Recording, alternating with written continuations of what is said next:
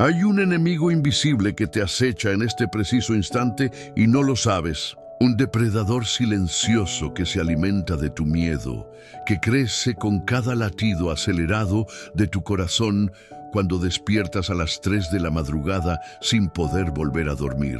Este enemigo ha derribado imperios, ha quebrado familias enteras, ha convertido a los más valientes en sombras temblorosas de lo que alguna vez fueron. Está aquí ahora mismo, susurrándote al oído que no eres suficiente, que todo está perdido, que la oscuridad que sientes nunca se irá.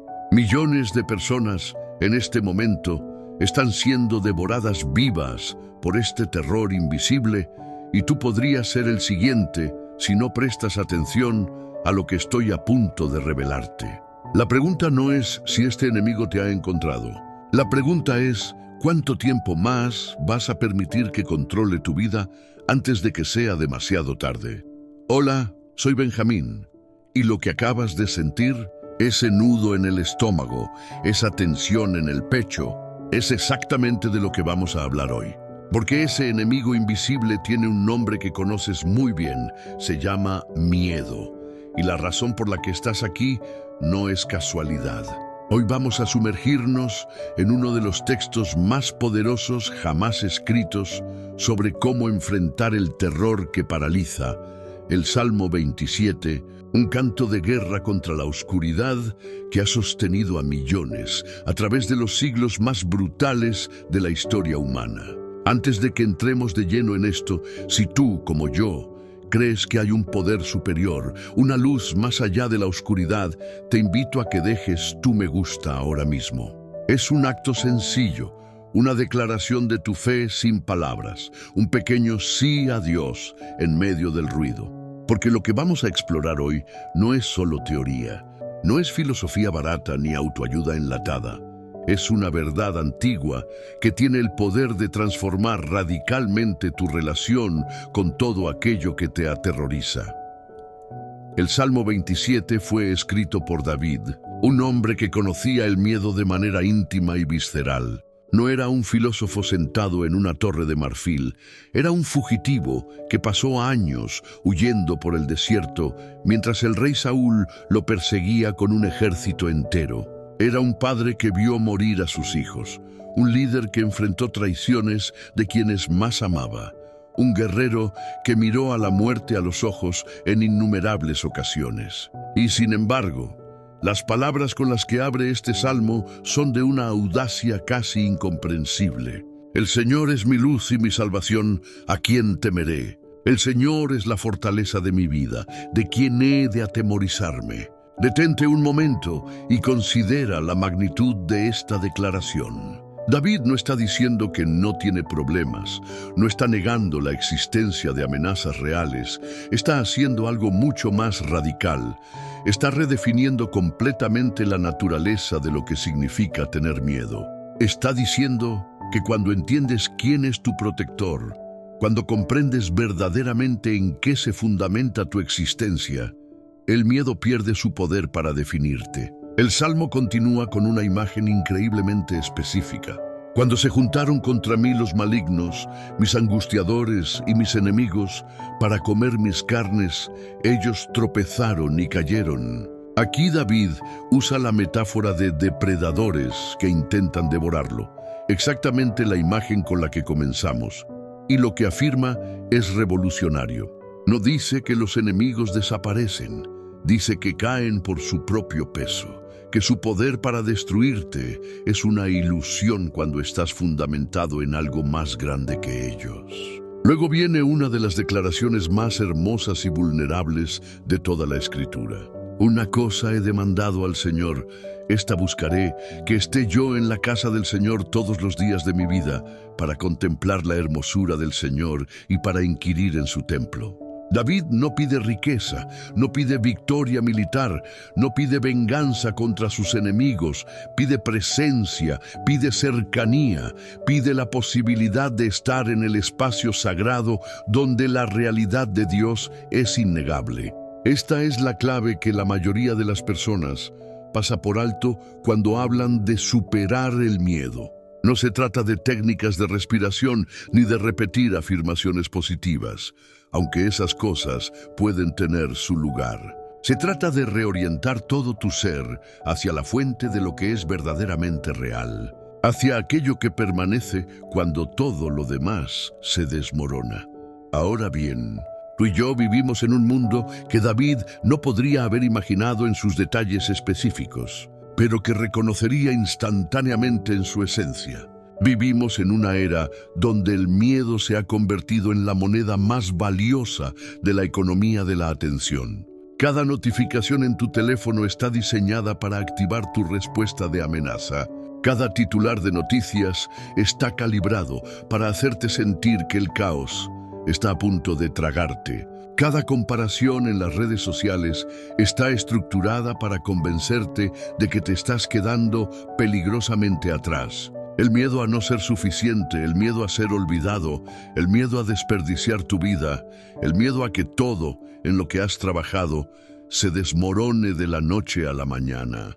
Estos no son miedos abstractos, son experiencias viscerales que colorean cada decisión que tomas, cada relación que tienes, cada momento en que te miras al espejo y te preguntas si alguna vez llegarás a ser quien se suponía que debías ser.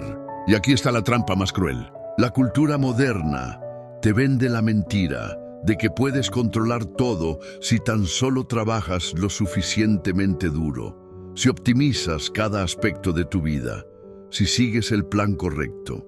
Pero la verdad es que el control es en gran medida una ilusión, y cuando esa ilusión se rompe, como inevitablemente lo hace, el miedo inunda cada grieta de tu existencia.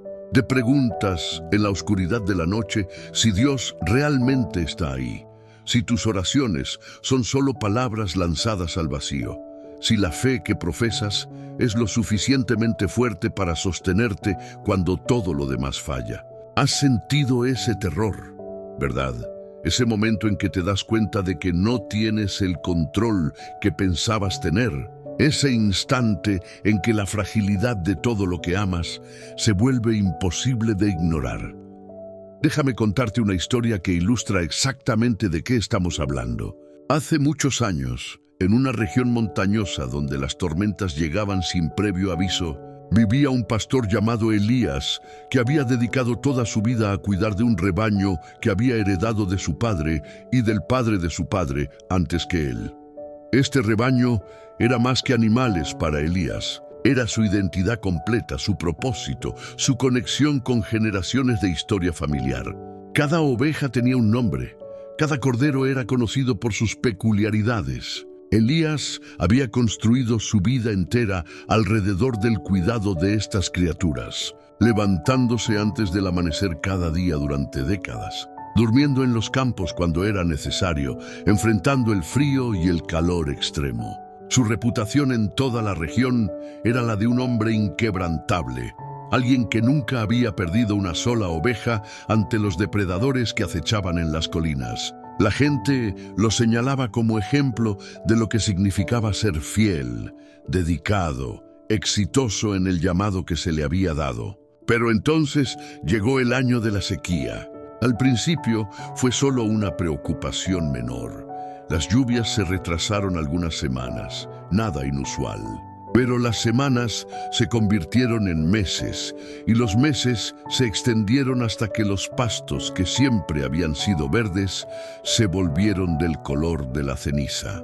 Elías comenzó a llevar su rebaño más y más lejos en busca de alimento, adentrándose en territorios que no conocía bien, acampando en lugares donde las sombras se sentían más oscuras y las noches más largas. Empezó a notar que las ovejas estaban más nerviosas de lo habitual, inquietas, como si sintieran algo que él no podía percibir. Y luego comenzaron a desaparecer. La primera noche perdió 3 ovejas. Simplemente se esfumaron sin sonido alguno. Elías buscó durante horas bajo la luz de la luna, gritando sus nombres hasta quedar ronco, pero no encontró ni rastro de ellas. La segunda noche perdió 5 más.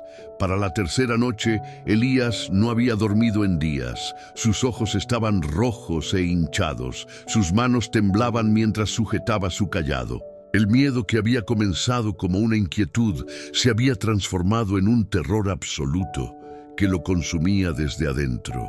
No era solo el miedo de perder el rebaño, aunque eso era devastador en sí mismo. Era el miedo de que todo en lo que había basado su identidad, todo lo que pensaba que sabía sobre quién era, estaba siendo arrancado pedazo por pedazo. Se encontró orando de maneras que nunca había orado antes, no las oraciones tranquilas y medidas de la rutina, sino súplicas desesperadas, gritos desde lo más profundo de su ser. ¿Dónde estás? ¿Por qué permites esto? ¿Acaso he hecho algo para merecer esta destrucción? He sido fiel toda mi vida y ahora me abandonas cuando más te necesito. Las preguntas se derramaban de él como sangre de una herida abierta. Una noche, cuando ya había perdido más de la mitad de su rebaño, Elías se encontró sentado en una roca grande en medio de la oscuridad absoluta, demasiado agotado incluso para llorar. Las ovejas restantes dormían inquietas a su alrededor, y él sabía que probablemente perdería más antes del amanecer. En ese momento de rendición total, cuando ya no le quedaban fuerzas ni para mantener sus defensas psicológicas, algo cambió en su interior. No fue una voz audible ni una visión celestial, fue algo más sutil y más profundo. Fue como si las palabras del Salmo 27 que había memorizado de niño, sin entender realmente su significado, comenzaran a resonar en su mente con una claridad que nunca antes había experimentado. El Señor es mi luz y mi salvación, ¿a quién temeré? Y por primera vez en semanas, Elías se dio cuenta de algo fundamental. Había estado fundamentando toda su identidad, toda su paz, toda su sensación de seguridad en su capacidad de proteger el rebaño. El rebaño se había convertido en su Dios, sin que él se diera cuenta. Y ahora que ese Dios estaba siendo destruido, él se estaba desmoronando con él. ¿Pero qué pasaría? Se preguntó en esa oscuridad, si su valor no dependiera de su éxito como pastor. ¿Qué pasaría si su identidad no estuviera atada a ninguna de las cosas que podía perder? ¿Qué pasaría si había algo más fundamental, más inquebrantable, algo que permanecía incluso cuando todo lo demás se desmoronaba? En ese momento de claridad nacida de la desesperación absoluta, Elías hizo algo que nunca antes había hecho. Dejó de intentar controlar. Dejó de exigir respuestas, dejó de negociar con Dios y simplemente se rindió a la presencia de algo más grande que él. No fue resignación derrotista, fue rendición activa, fue la decisión consciente de soltar su agarre de pánico sobre las cosas que no podía controlar de todos modos. Y en ese soltar encontró algo inesperado. Encontró que el miedo, aunque todavía estaba presente, había perdido su poder para definirlo por completo. Las circunstancias no cambiaron inmediatamente, las ovejas no reaparecieron mágicamente, pero algo en Elías había cambiado fundamentalmente. Había encontrado un lugar de refugio que no dependía de sus circunstancias externas, un lugar que el Salmo 27 describe cuando dice: «Porque Él me esconderá en su tabernáculo en el día del mal. Me ocultará en lo reservado de su morada, sobre una roca me pondrá en alto». Elías descubrió que este lugar de refugio no era un espacio físico al que podía huir, era una realidad espiritual a la que podía acceder incluso en medio de la tormenta. Las semanas siguientes fueron brutalmente difíciles. Elías terminó perdiendo casi todo su rebaño. Su reputación en la región quedó destrozada. La gente que antes lo admiraba ahora lo evitaba o lo miraba con lástima. Tuvo que comenzar de nuevo desde casi nada, aceptar trabajos que consideraba por debajo de él, enfrentar la humillación de depender de la caridad de otros. Pero a través de todo esto, había encontrado algo que nunca había tenido antes. Una paz que no dependía de que las cosas salieran bien. una identidad que no podía ser quitada por el fracaso o la pérdida, una luz interior que brillaba incluso en la oscuridad más profunda. Años después, cuando Elías había reconstruido lentamente su vida de maneras que nunca habría imaginado, cuando se había convertido en un maestro para pastores jóvenes que luchaban con sus propios miedos y fracasos, solía decirles algo que había aprendido en aquellas noches terribles en el desierto. Les decía que el miedo nunca desaparece completamente, que seguirán enfrentando amenazas reales y pérdidas dolorosas, que la vida no se vuelve mágicamente fácil cuando encuentras fe. Pero lo que cambia es que aprendes a distinguir entre los miedos que te alertan de peligros reales que puedes enfrentar y los miedos que simplemente te paralizan porque has puesto tu identidad en cosas que pueden ser quitadas. Aprendes que hay una diferencia entre prudencia y pánico, entre precaución y parálisis. Aprendes que la verdadera valentía no es la ausencia de miedo, es la capacidad de actuar y amar y esperar incluso cuando el miedo está presente, porque estás fundamentado en algo más profundo que tus circunstancias. Esta historia de Elías nos lleva directamente al corazón de lo que el Salmo 27 está tratando de enseñarnos. Cuando David escribe: aunque un ejército acampe contra mí, no temerá mi corazón, aunque contra mí se levante guerra, yo estaré confiado. No está hablando desde un lugar de fantasía optimista o de negación de la realidad. Está hablando desde la experiencia vivida de alguien que ha estado en el valle de sombra de muerte y ha encontrado que incluso allí, especialmente allí, hay una presencia que no puede ser derrotada por las circunstancias. El Salmo nos da una instrucción específica, casi como una práctica espiritual. Espera al Señor, esfuérzate y aliéntese tu corazón. Sí, espera al Señor. Nota que no dice espera a que tus circunstancias cambien. No dice espera a sentirte mejor. Dice espera al Señor. Esta es una acción. Es algo que haces activamente incluso cuando todo dentro de ti quiere correr o colapsar. Es la decisión de mantener tu atención fija en aquello que es más real que tus miedos, más permanente que tus problemas, más poderoso que cualquier enemigo que enfrentes. Y aquí está la parte que la mayoría de las personas no entiende sobre la espera de la que habla la Biblia. No es pasividad, no es sentarte con los brazos cruzados esperando que el cielo se abra. Es la acción más difícil y activa que existe. Es el trabajo constante de reorientar tu corazón una y otra vez hacia la verdad cuando todo a tu alrededor te grita mentiras. Es el esfuerzo de recordar quién eres realmente cuando todo te dice que eres tus fracasos. Es la valentía de seguir amando cuando el amor te ha lastimado, de seguir esperando cuando la esperanza parece ridícula, de seguir creyendo cuando la creencia requiere más de ti de lo que pensabas que tenías para dar.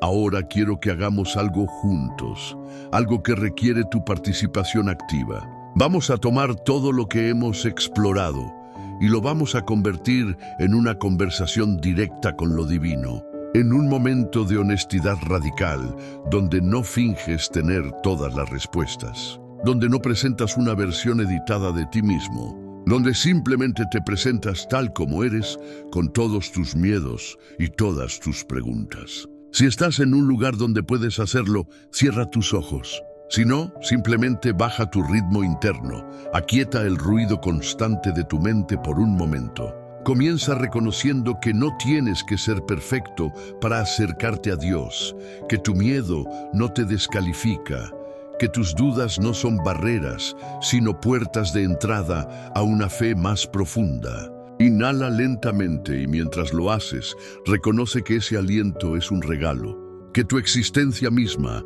es sostenida por algo más grande que tú.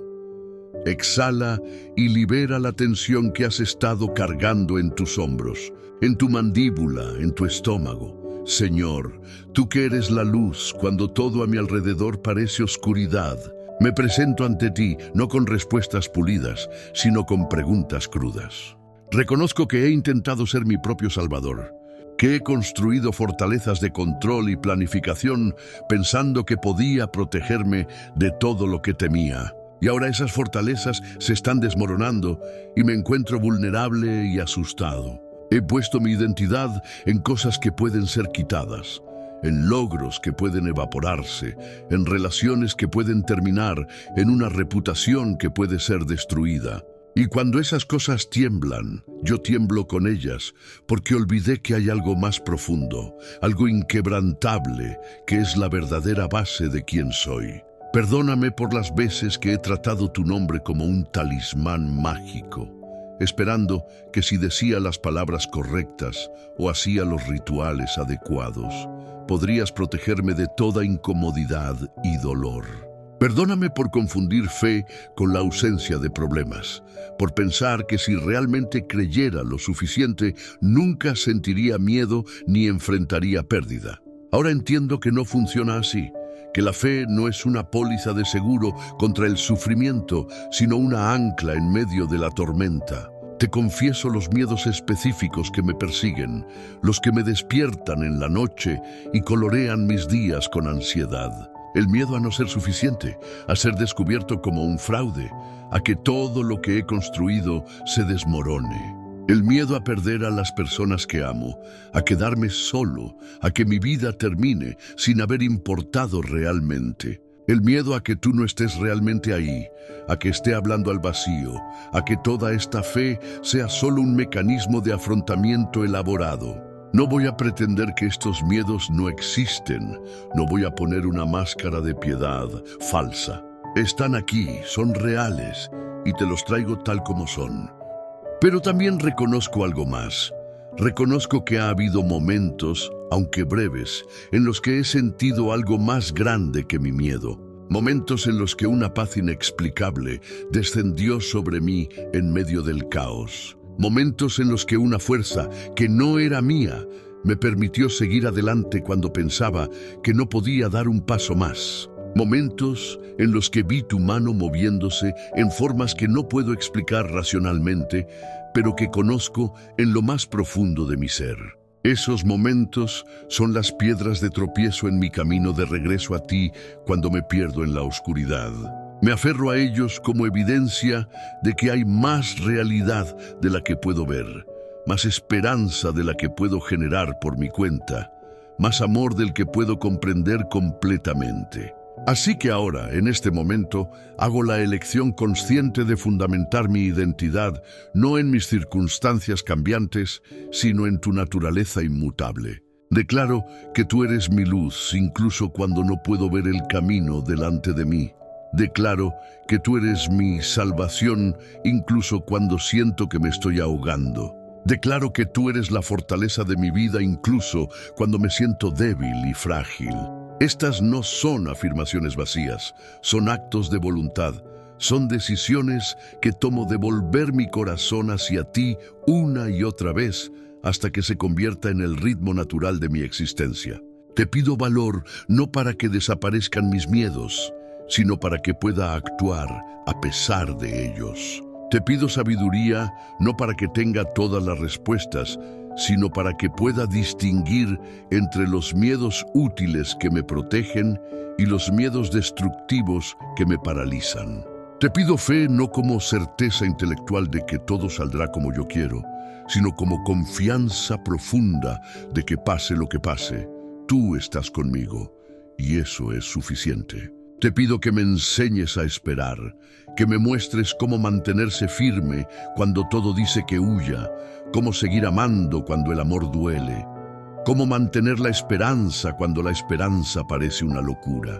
Muéstrame cómo habitar ese lugar secreto del que habla el Salmo, ese refugio que existe no en algún lugar externo, sino en el centro de tu presencia. Enséñame a correr hacia ti en lugar de huir en pánico, a buscar tu rostro en lugar de esconderme en distracciones, a clamar a ti con honestidad en lugar de presentar una versión editada de mis luchas. Y también te pido por aquellos que están escuchando estas palabras ahora mismo, cada persona que ha llegado hasta este punto, porque algo en su corazón resuena con esta lucha. Algunos están enfrentando pérdidas devastadoras, enfermedades que los aterrorizan, relaciones que se están desmoronando, situaciones financieras que parecen imposibles, oscuridades internas que no saben cómo nombrar.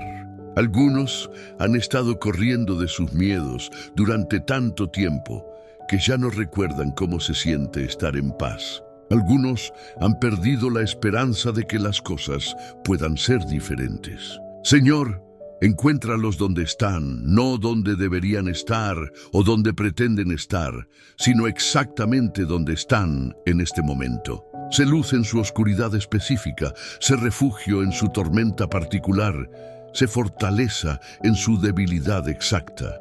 Muéstrales que no están solos incluso cuando se sienten completamente aislados, que no están abandonados incluso cuando se sienten olvidados, que no están más allá de tu alcance, incluso cuando se sienten demasiado rotos para ser reparados. Dales el valor para dar el próximo paso pequeño, el siguiente aliento, la siguiente hora, sabiendo que no tienen que resolver todo de una vez, que el viaje de 1000 millas comienza con un solo paso hacia ti.